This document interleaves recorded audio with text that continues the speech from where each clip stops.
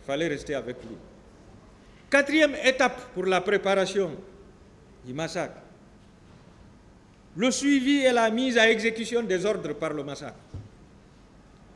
Suivant le PV d'audition de partie civile Côte 1129 en date du 5 décembre 2012, M. Elhadj Ibrahima Bari, mécanicien demeurant à Dar es Salaam à l'époque, déclaré au pool des juges d'instruction sur interpellation-réponse. Cependant, j'ai aperçu au loin deux officiers qui ressemblent à Moussa Keïta, le secrétaire permanent du CNDD et le président d'Addis, les deux assis dans une pick-up. C'est là où on a parlé de Marokana. Parce qu'il y avait des pick-up dans la cour de Marokana. Il y avait des bérets rouges dans cette cour. Et ces pick-up faisaient partie du dispositif présidentiel.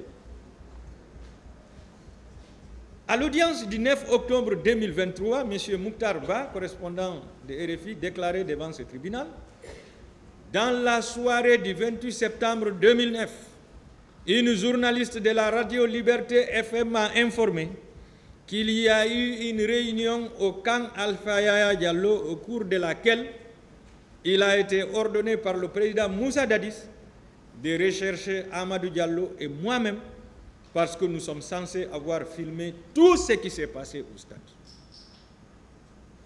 Cette décision de rechercher et d'arrêter les deux journalistes suppose qu'il était sur le terrain et qu'il fallait détruire les images des caméras détenues par ces deux journalistes, Monsieur le Président. Vous savez, il y avait des hommes masqués.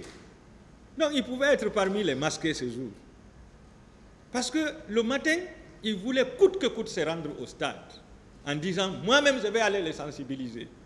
Mais quelle sensibilisation? Cinquième étape, l'exécution du massacre selon la volonté du président. Sur la complicité d'assassinat.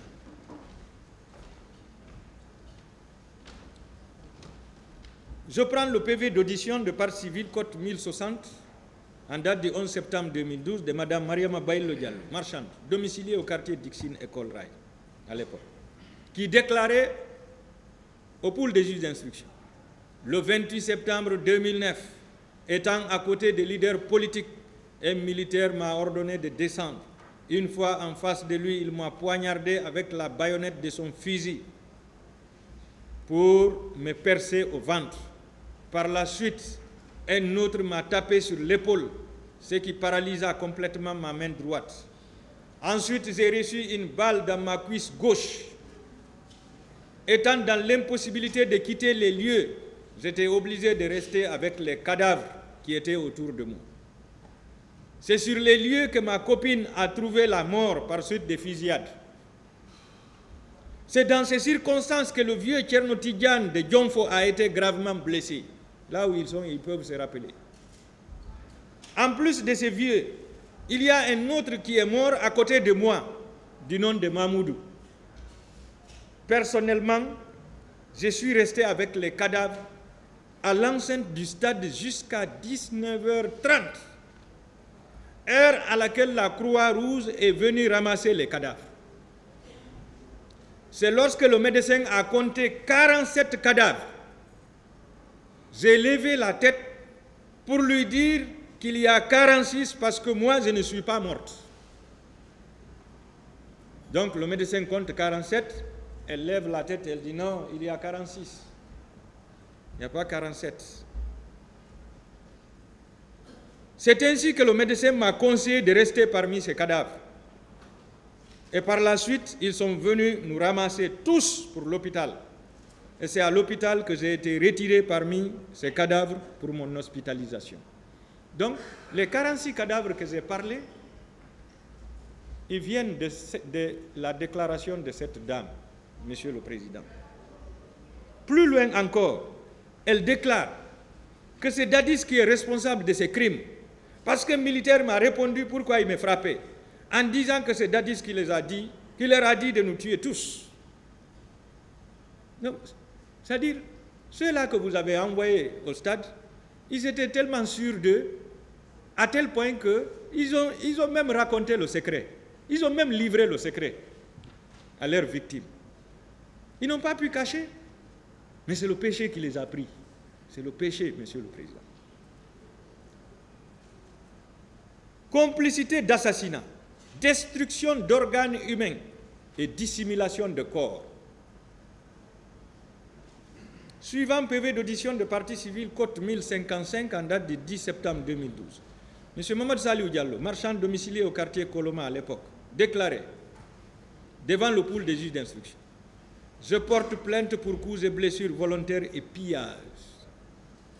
En effet, en tant qu'agent du maintien d'ordre de mon parti, l'UFDG, le 28 septembre 2009, je me suis rendu au stade pour le maintien de l'ordre. Lorsque les leaders sont rentrés, un car plein de personnes habillées en t-shirt est entré dans le stade. 2 personnes sont descendues de ce car pour se poster. Soudain, des agents sont rentrés et nous avons entendu des crépitements de balles. C'est à cette occasion que j'ai été attaqué par les 2 personnes qui étaient postées. D'ailleurs, l'une d'elles possédant un couteau m'a poignardé à ma main gauche. C'est en voulant me défendre, en esquivant le coup du second, que j'ai reçu une balle qui a traversé ma cuisse gauche. Malgré tout, j'ai reçu également un coup de crosse au dos. Ça, c'est douloureux, un coup de crosse. Mais c'est la mort. C'est plus douloureux même que la balle, un coup de crosse. Il faut voir le volume, il faut voir le poids de la crosse. C'était pour assommer l'intéressé. Enfin, c'est une balle que j'ai reçue au niveau de mes reins, dont je vous montre la trace. C'est en ce temps que j'ai perdu toute connaissance. Par la suite, j'ai été évacué grâce à l'intervention de la Croix-Rouge à l'hôpital d'Onka. À une question posée par son conseil consistant de savoir s'il y avait une coordination entre ceux qui intervenaient, il répondait par l'affirmative, parce que selon lui, si les militaires tirent sur un manifestant, il y a des hommes détenteurs de couteaux qui viennent achever le manifestant. Et enfin, d'autres pour le transporter dans les camionnettes garées à la rentrée du stade pour une destination inconnue. Donc, vous voyez, il y a une coordination. Les jeunes tirent, si l'intéressé ne meurt pas sur place, les autres viennent l'achever avec les baïonnettes et les couteaux ou les haches, et les autres les transportent dans les camions. Mort sur place et transporté, ni vu ni connu. Il précise qu'il y avait des gens à la sortie qui ont des couteaux, qui sélectionnaient les manifestants en fonction de leur visage pour les poignarder et les tuer. Il y a eu plusieurs cas de ce genre. Il ajoute qu'au moment où j'étais à l'hôpital blessé, on m'a appris que ma boutique a été incendiée et vandalisée. Sur la question des fosses communes, posée toujours par son conseil, il précise que selon un de ses amis, le nommé Alpha, qui vendait à côté du camp Samori à l'époque, disait avoir vu 41 corps de manifestants dans la cour du camp Samori qu'on a empilés en cassant à l'aide des barres de fer les bras, les jambes, partout où il y a des os, dans l'intention de transformer la personne en bouillie pour mettre dans les sacs et embarquer pour une destination inconnue. Donc si je vous parlais de 41 corps empilés, cassés, c'est sur cette déclaration, Monsieur le Président, je n'ai rien inventé. Sur la complicité du président Dadis de la dissimulation des corps,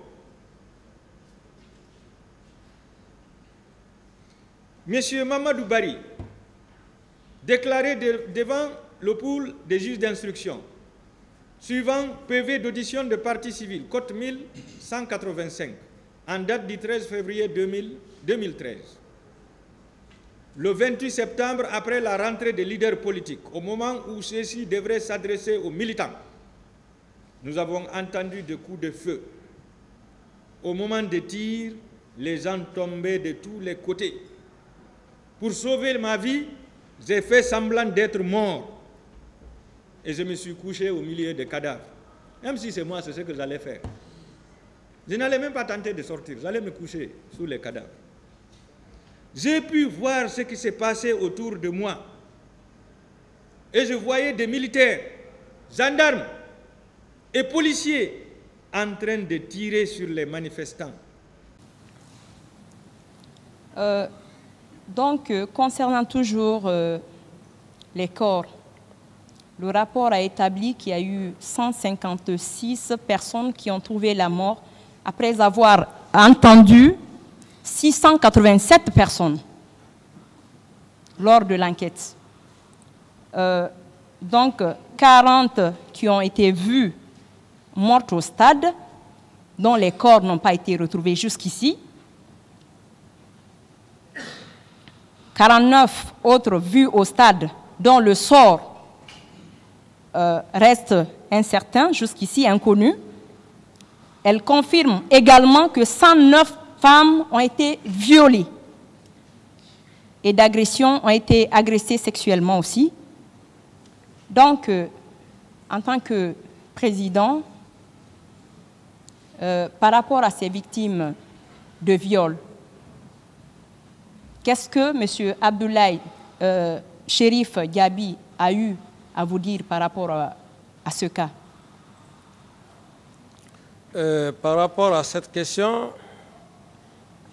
l'ex-ministre de la Santé à l'époque m'avait fait le compte rendu à l'époque. Et puisqu'il était établi que c'était 57 corps et des blessés, je lui aurais donné des instructions fermes. Oui. Ces instructions étaient de conserver les corps, de garder les corps à la morgue pour la répartition, peut-être la distribution, comme on aime le dire, la distribution des corps. Les 57, me l'a-t-on dit informé, je leur ai dit de ne toucher à aucun corps, puisqu'il y a une commission. On ne peut pas distribuer des corps comme ça, comme des cacahuètes. Deuxièmement, je lui ai donné des instructions fermes de laisser les médias internationaux, à savoir France 24, de filmer tous les corps. Et quant aux blessés, comme il a si bien dit, j'ai eu à prendre des dispositions. Et par rapport aussi aux leaders politiques, j'ai donné des instructions fermes au colonel Tegro, qui est venu me rendre compte avec le Premier ministre, lui disant de ne pas laisser les leaders politiques au camp Samori afin que quelque chose ne les arrive pas. Parce que je doutais déjà. Je lui ai dit, faites-les quitter, envoyez-la à la clinique Pasteur. C'est ce qui fut fait. Et quand cela a été fait, le même jour, vers la nuit, certains ont jugé nécessaire de rentrer à domicile. J'ai donc essayé de voir les religieux. Je leur ai dit que je ne prends pas la garantie pour laisser les leaders rentrer chez eux. Si quelque chose les arrivait à la maison, c'est les mêmes leaders, les mêmes religieux qui sont venus me dire oui, certains peuvent rentrer. C'est ce qui fut fait. Ensuite, les leaders politiques comme M. Sidia et Mokhtar Selou Dalein, etc., j'ai mis tous les moyens afin qu'ils puissent être traités. Et leur désirata, ceux qui voulaient aller à l'extérieur pour se soigner, j'ai donné l'autorisation de leur laisser aller faire d'autres contrôles très intensifs. Alors, donc voilà pratiquement, Madame la procureure, si vous me posez la question ou si je n'ai pas encore bien répondu à la question, vous pouvez revenir là-dessus. Donc, à vous entendre, Ouais. on peut conclure que, selon vous, commandant Toumba n'est impliqué que par rapport au fait de tuerie. La dissimulation des corps, il n'a rien à voir. C'est vous qui avez géré ça avec votre gouvernement, les membres. Non, Madame la procureure, vous n'avez pas compris. Peut-être c'est la façon de parler. On ne parle pas ici de corps parce que M. Toumba n'est pas. Non, il ne faudrait pas qu'on écarte le sujet. Lui, il a fini de commettre ce qu'il avait à commettre. Voilà, il est maintenant parti. moi je dis, et je précise, Oui. je dis par rapport au corps, le ministre de la Santé m'a fait un compte rendu. 57 corps. J'ai compris. Parfait. OK. Je peux avancer? Oui. D'accord. Vous disiez tout à l'heure Oui. que commandant Toumba est allé au stade, il a tué les gens, donc il a replié avec son groupe, son équipe. Maintenant, vous avez donné des instructions fermes aux éléments de votre gouvernement, au ministre de la Santé à l'époque, qui a fait ce qu'il devrait faire. Donc aujourd'hui, s'il y a des défaillances de sa part, est-ce que vous ne serez pas impliqué au même titre que lui? Mais je ne sais pas, madame, la façon de poser la question. Pour poser la question de nature à ne pas vous satisfaire. C'est ma façon, hein? Voilà. C'est donc, comme ça. je la dis même, mais dire que M. Toumba est venu au stade, il a commis ce qu'il a dû faire, Oui. ça le regarde et je ne le défends pas aussi dans ce sens. Vous me posez une question sur le nombre de corps. Oui. Et je précise clairement, je dis, j'ai eu un compte rendu d'un nombre de 57 morts, 57 corps. Et tout de suite, j'ai pris des dispositions pour mettre une commission.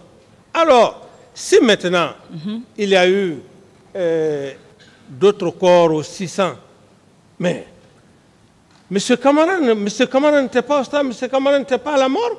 M. Camara a reçu un compte rendu. C'est tout. Maintenant que les familles n'ont pas retrouvé le corps de leur fils, de leur enfant, Mais à qui la faute, madame? de leur mari. À qui la faute? Vous avez donné les instructions. Quelle instruction? Vous avez dit, selon vous, au ministre de la Santé de faire tout son mieux pour que les gens aient le corps de leurs parents. Maintenant que ce n'est pas fait, vous avez instruit à Général Toto pour la gestion des corps. Il a donné instruction d'après M. Abba Valentin, M. Valentin Abba, qui a clairement indiqué au cours de sa déposition, sur instruction du général Toto, nous avons déposé tous les corps à l'infirmerie du camp Samori. Là, 54 corps ont été dénombrés. Le rapport vous édifiera davantage.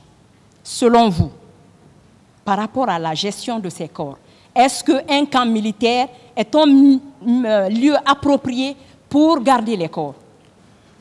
Voilà, madame, vous posez cette question, vous aurez mieux... C'est pourquoi j'ai dit tout de suite que pour le respect de la mémoire du général Toto, oui. Vous aurez mieux poser cette question au général Toto, s'il était vivant, que 54 corps se retrouvent au camp. C'est Valentin qui le dit, hein, il n'est pas mort. Bon, voilà, Valentin qui le dit. Oui. C'est à lui de dire, vous aurez pu lui poser la question, 54 corps dans un camp, qu'est-ce que vous avez fait de ces 54 corps? Mais M. Camara qui est là, lui il est au camp Al-Faya. Il n'a vu ni corps, ni véhicule. Comment est-ce que vous pouvez miraculeusement imputer ça sur sa responsabilité? Donc, je vais vous demander. Oui. entre la police judiciaire Oui. et un militaire, Oui. qui doit intervenir sur une scène de crime? Qui doit Intervenir sur une scène de crime Mais- entre la police judiciaire et un militaire. Qui doit intervenir? Mais c'est la police, c'est l'officier de police judiciaire. C'est Donc, si cela n'a pas été fait, ils n'ont pas respecté la procédure en la matière. Quelle instruction avez-vous donnée à vos hommes? Ici, madame, je dis, si le travail n'a pas été fait, Oui. c'est là où maintenant on parle du droit pénal. Le droit pénal, il est individuel.